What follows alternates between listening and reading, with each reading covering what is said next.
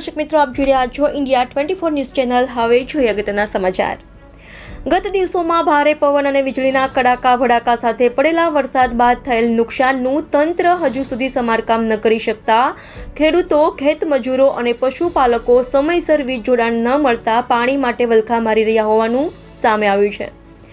રાજકોટ જસદણ પંથકમાં ગત દિવસે ભારે પવન સાથે પડેલા વરસાદને કારણે વીજ પોલ અને ઇલેક્ટ્રિસિટીનો વ્યવહાર ખોરવાઈ ગયો છે। ત્યારે ખેડૂતો અને ખેતમજૂરો છેલ્લા ઘણા દિવસોથી વીજળી વગર દિવસો કાઢી રહ્યા હોવાનું સામે આવ્યું છે। અત્યારે વીરનગર ગામની અંદર 100 થી પણ વધારે ટીસી બંધ હોવાનું ખેડૂતોનું કહેવું છે। ત્યારે તંત્ર ગોકળગાયની ગતિએ કામ કરી રહ્યા હોવાનું સામે આવ્યું છે। સાથે જ વીરનગર ગામમાં આગામી કપાસ અને મગફળી જેવા વાવેતર કરવાનું હોય તેના કારણે પાણીની સમસ્યાને લઈને ખેડૂતો વાવેતર પણ નથી કરી શકતા। હવામાન વિભાગ દ્વારા કરવામાં આવેલી આગાહીને પગલે ગત દિવસોમાં ભારે પવન અને કડાકા ભડાકા સાથે વાવાઝોડા સમાન વરસાદ પડ્યો હોવાનું સામે આવ્યું હતું। ત્યારે આ વરસાદ પડવાના કારણે જસદણ, વિછિયા સહિતના પંથકની અંદર નુકસાનીના અનેક વિગતો તેમજ સમાચારો સામે આવ્યા હતા। ત્યારે આ નુકસાનીની અંદર ભારે પવનને કારણે ઇલેક્ટ્રિક વિભાગના અનેક વીજપોલ તેમજ ટ્રાન્સફોર્મર સહિતની વસ્તુઓ વેરવિખેર થઈ ભાંગતોડ થઈ હોવાનું સામે આવ્યું હતું।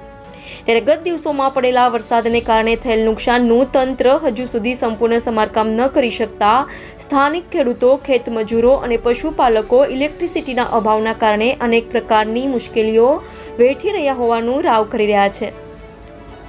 કમોસમી અને વાવાઝોડા સમાન પડેલા વરસાદથી ખેડૂતોના ખેતરમાં ઉનાળાનો તૈયાર થયેલ મોલ વેરવિખેર થયો હોવાનું સામે આવ્યું હતું, તો બીજી તરફ પશુપાલકો માટે પણ મુશ્કેલી સાબિત થઈ હોવાનું સામે આવ્યું છે।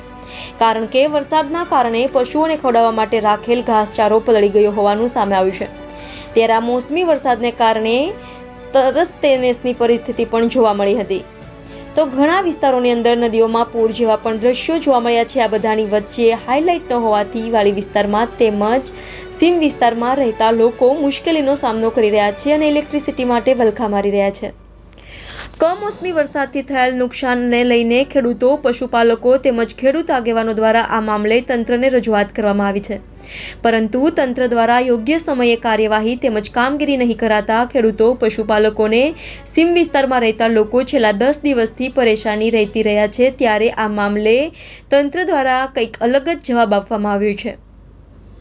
કમોસમી વરસાદ અને વાવાઝોડા સમાન પડેલા વરસાદને લઈને ઘણા વીજપોલ તેમજ ટ્રાન્સફોર્મર વેરવિખેર થઈ ગયા છે, જેના કારણે છેલ્લા 1 અઠવાડિયાથી વીજ પુરવઠો ખોરવાયો છે અને પશુપાલકો, ખેડૂતો તેમજ સીમ વિસ્તારમાં રહેતા લોકો ઇલેક્ટ્રિસિટીના કારણે પાણીથી વંચિત હોવાનું પણ સામે આવ્યું છે। કારણ કે ઇલેક્ટ્રિસિટી વગર પાણીની મોટર કે પંપ સહિતની વસ્તુઓ ચાલુ ન થતા તેઓના પાણી માટેના પણ વલખાઓ મારી રહ્યા છે। ત્યારે તંત્ર દ્વારા જે પ્રકારે કામગીરી પૂર્ણ થવા આવી હોવાની જાહેરાતો અને વાતો કરવામાં આવે છે, પરંતુ ખેડૂતો અને ગ્રાઉન્ડ ઉપરની પરિસ્થિતિ કંઈક અલગ જ છે। ત્યારે સરકાર અને તંત્ર દ્વારા ગોકળગાયની ગતિએ કામ કરતા અધિકારીઓ ઉપર લાલાંખ કરી ઉનાળાની કાળઝાળ ગરમીમાં પાણી માટે વલખા મારી રહેલ ઇલેક્ટ્રિસિટી માટે આજીજી કરતા ખેડૂતો, પશુપાલકો સહિતના લોકો માટે તાત્કાલિક અસરથી અને વહેલી તકે કાર્યવાહી કરવામાં આવે તેવી માંગ ગોઠવી છે। અને સાથે જેવું પણ ખેડૂતો અને આગેવાનો દ્વારા જણાવવામાં આવ્યું છે કે જો તંત્ર ગોકળગાયની ગતિએ કામ બંધ કરી અને ઝડપી કામ શરૂ નહીં કરે તો આવતા સમયમાં વાડી વિસ્તારમાં રહેતા મજૂર તેમજ પશુઓને પાણી માટે વધુ મુશ્કેલી પડી શકે છે। Reporter Karshan Bamta, India 24 news channel, Rajkot. ગત તારીખ 24/5/2024 ના રોજ મારામાં એક ટેલિફોનિક આવેલો મોબાઈલ, એમાં મિતુલભાઈ પરસાણા કરીને નામ આપેલું એમને, જેમને અસભ્ય વર્તન કરેલું છે, તેમજ મને આજરોજ એવું કીધેલું કે તો ઓફિસમાં રહેજે, હું ત્યાં આવું છું, જો મારું કામ નહીં થાય તો હું તને જોઈ લઈશ, એવી રીતના ધમકી આપેલી। ને આવી ધમકી એણે અવારનવાર ઘણી વખત અમારા લાઇન સ્ટાફને પણ આપેલી છે। અન્ય વિભાગીય કચેરી અમારી જે જસદણ વિભાગ પેટા વિભાગીય કચેરી છે એમાં પણ એમને ધમકીઓ આપેલી છે। તેમજ ગત તારીખના રોજ અમારા રાજકોટના હેડ ઓફિસમાં જઈ અને એ વ્યક્તિએ ધમકીઓ ભર્યા શબ્દો વાપરેલા છે। આમ એ અવારનવાર ધમકીઓ ભરતા શબ્દો વાપરે છે। એમનો એક એલટીનો પોલ ભાંગી ગયેલો હોય, જે ઊભો કરવા માટે એણે કોલ કરેલો, પણ મારી વાતને કોઈ સાંભળ્યા વગર સતત તેણે પોતાની જ વાતને ચાલુ રાખી અને આવી રીતના ધમકી ભર્યા વલણથી વાત કરેલ હતી। આજરોજ હું રાજકોટ પોલીસ સ્ટેશનમાં એ બાબતે આવેદનપત્ર આપવા માટે આવેલ છું। તેમજ મારા સ્ટાફને હાલ મેં મનાવેલ છે કે ભાઈ એક વ્યક્તિના લીધે તમામને કામ બંધ કરી અને બીજાને તો તકલીફ થાય એવું ન કરવું જોઈએ આપણે. શું નામ છે? મારું નામ મિતુલ પરસાણા છે અને વિરનગર ખેતી કરું છું. શું સમસ્યા છે? સમસ્યા મારે એવી છે કે 17/5 જે પવન ફૂંકાણો એમાં વિરનગરમાં અંદાજે 100 જેટલા ટીસી પડી ગયા છે, થાંભલા પડી ગયા છે. અનેક વાર વખત રજૂઆત કરી પણ કોઈ પ્રકારની અહીંયા કોઈ જોવા આવ્યું નથી કે કોઈ તસ્દી લીધી નથી.